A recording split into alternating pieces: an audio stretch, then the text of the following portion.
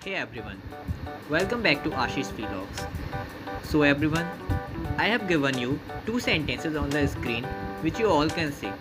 And now you have to tell me which of the sentences is correct. तो आपको बताना है कौन सा सेंटेंस करेक्ट है। अगर आपको पता है तो वीडियो को पॉज करके आप कमेंट करके बता सकते हैं, अदरवाइज नहीं तो आप वीडियो को देखेंगे अपने आप समझ जाएंगे, फिर आप लास्ट में कमेंट करके ज़रूर बताइएगा। देखिए पहला सेंटेंस है there is friendship between him and her, और सेकंड सेंटेंस है there is friendship between he and she. तो हिम एंड हर और ही एंड शी इतना सा डिफरेंस है, तो इस डिफरेंस में कौन सा सही है इसको जानने के लिए पहले हमें बिटवीन के बारे में जानना पड़ेगा।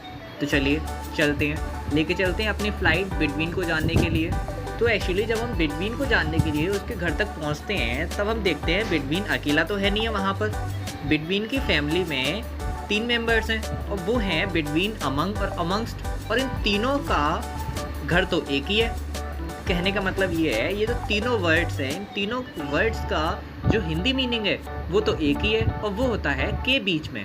ठीक है, बिटवीन, अमंग और अमंगस्ट ये तीनों वर्ड्स का हिंदी मीनिंग एक ही निकल के आता है और वो है के बीच में।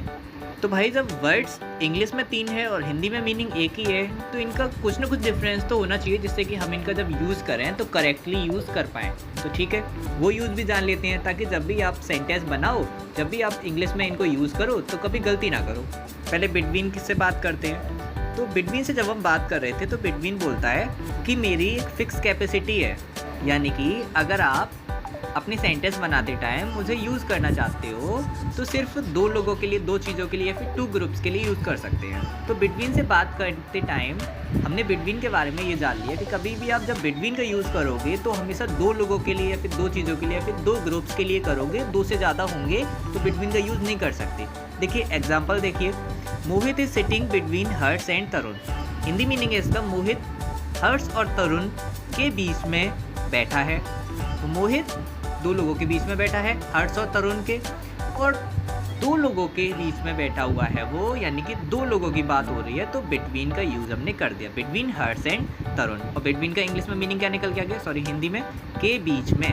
दूसरा सेंटेंस देखिए, the property was distributed equally between Neetu and Tanya.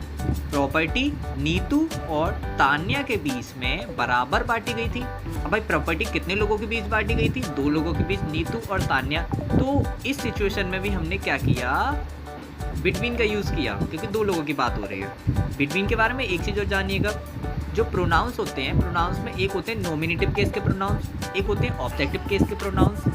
तो कभी भी आप बिटवीन का यूज़ कर रहे हो तो बिटवीन के बाद जो वर्ड्स आएंगे वो कभी भी नॉमिनेटिव केस के नहीं आ सकते प्रोनाउंस। ठीक है, ध्यान रखना, वो हमेशा कैसे आएंगे, ऑब्जेक्टिव केस के प्रोनाउंस आएंगे। अगर आप गलती से नॉमिनेटिव केस के प्रोनाउंस को रख देते हो तो वो गलत हो जाएगा सेंटेंस आपका। एग्जाम्पल से समझिए, who won the match between him and her. दूसरा एग्जाम्पल है, who won the match between he and she. तो ही एंड सी सही होगा या हिम एंड हर सही होगा। यहाँ पे आपको पहले मैंने बता दिया है कि ऑब्जेक्टिव केस के प्रोनाउन से सही होंगे, तो हिम एंड हर आपका सही होगा और ही एंड शी गलत हो जाएगा, क्योंकि इसमें नॉमिनेटिव केस का प्रोनाउन आ रहा है। ठीक है, तो बिटवीन से बात करी, उसके बारे में हमने पूरी बातें जान ली। अब अमंग और अमंग्स्ट, इन दोनों से भी बात कर लेते हैं।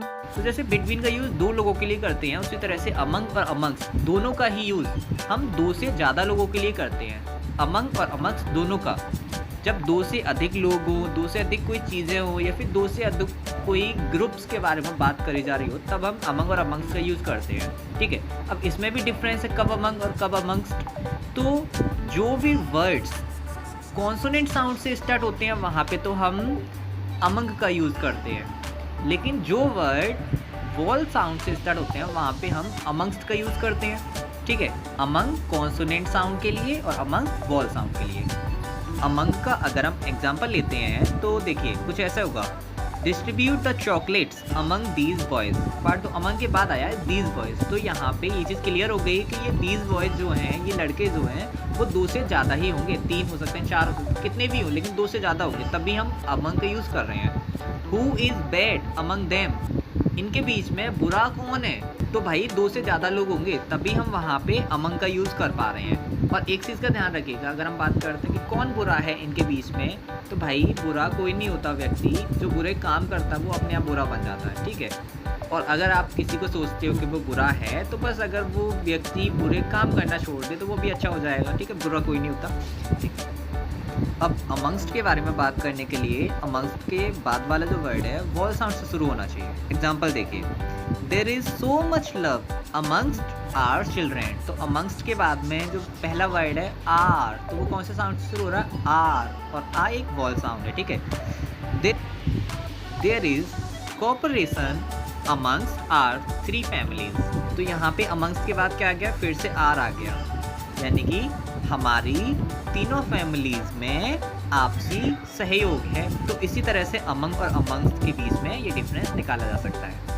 अब जो पहले 2 सेंटेंसेस दिए गए थे, आप कमेंट करके ज़रूर बताइएगा कि अब आपको क्या लगता है कि उनमें से कौन सा वाला सही था। और बताई गई चीज़ों में से जो भी चीज़ें कंफ्यूज कर रही हो उनके लिए आप कमेंट्स में पूछ भी सकते हैं।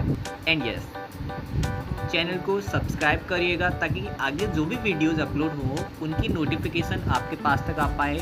बेल आइकन को प्रेस करिएगा।